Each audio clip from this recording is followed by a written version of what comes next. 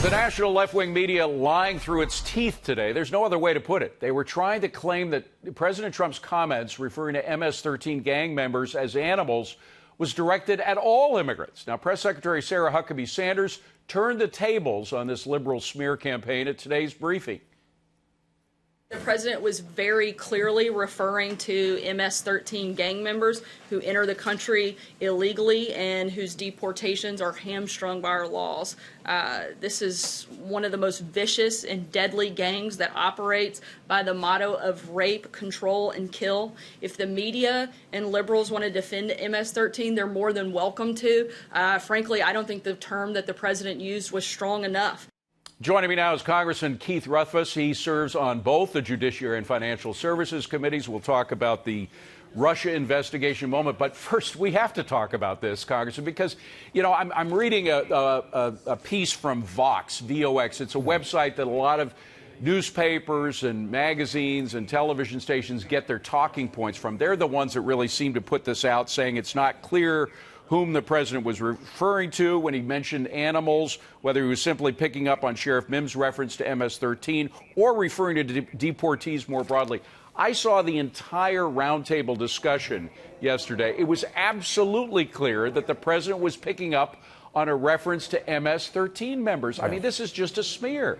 You know, context is everything. You know, and I saw the initial headline come across, and as a grandson of immigrants, I'd be upset with what was purported to be said. But when you look at the context and he's talking about MS-13, these are barbaric organizations. And I think this gives us an opportunity actually to focus on MS-13, to see what this gang has been all about. They've been around for years, and not enough attention has been pointed out to them. The administration is very determined to go after MS-13. And it's not just MS-13. You look at the cartels and what they've been doing in Mexico. MS-13 is coming out of El Salvador, but you look at the slaughter on the southern side of the Mexican border. Every week I'm seeing stories of either Catholic priests or journalists being murdered by these cartels, and these are issues that the United States needs to be working on in a determined way with Mexico, with Latin American countries to go after these organizations. And what was happening yesterday was a roundtable discussion with Californians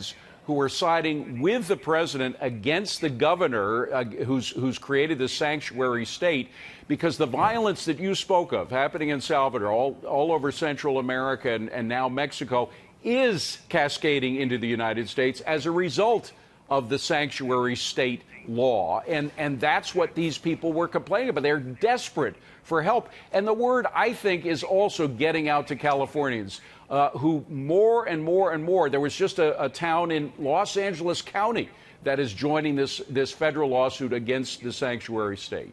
Well, you just have to look at this case of Kate Steinle. We've had case after case across the country where people have been victims. And so we have to be very determined and go after individuals who commit these kind of crimes.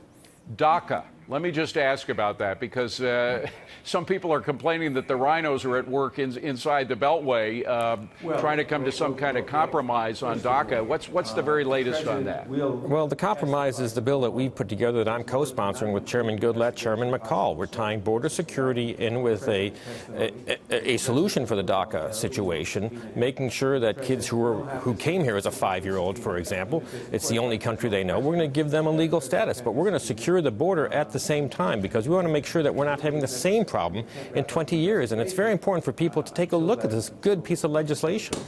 All right. I want to move on to the Mueller investigation, because you being on the Judiciary Committee, it's something that you know a lot about.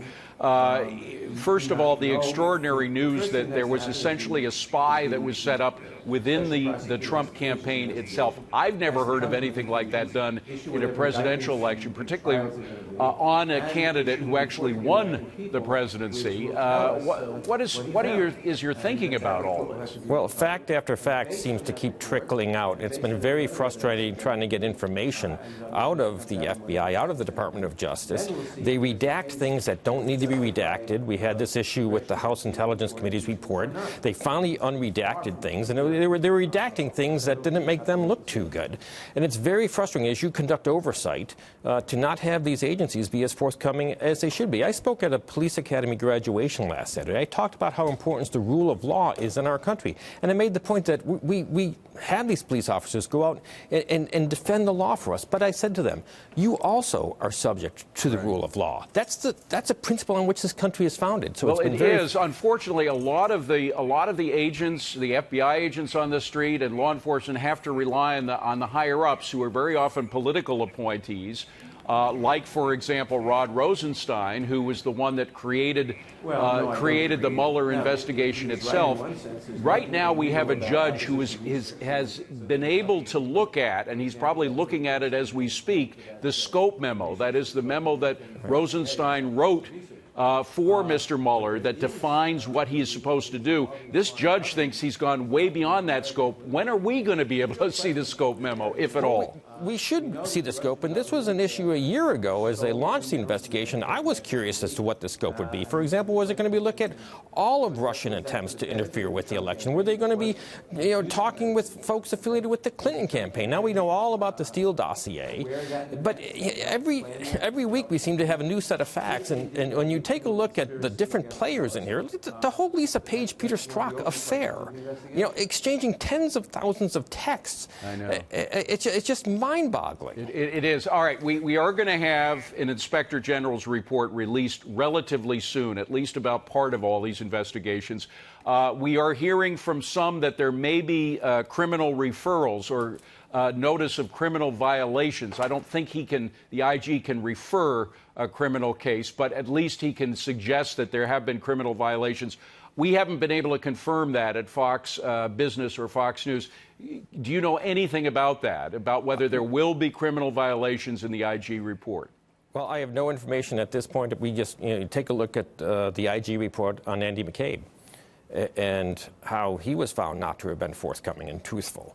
And so these are very troubling allegations that were made or statements that were made in the IG report regarding Andy McCabe. And so we'll have to see what the IG is going to report on these other matters. Yeah, we're looking forward to seeing that report. Congressman, thank you so much for being with us tonight. Good to be with you tonight. Appreciate it. Keith Rothfus.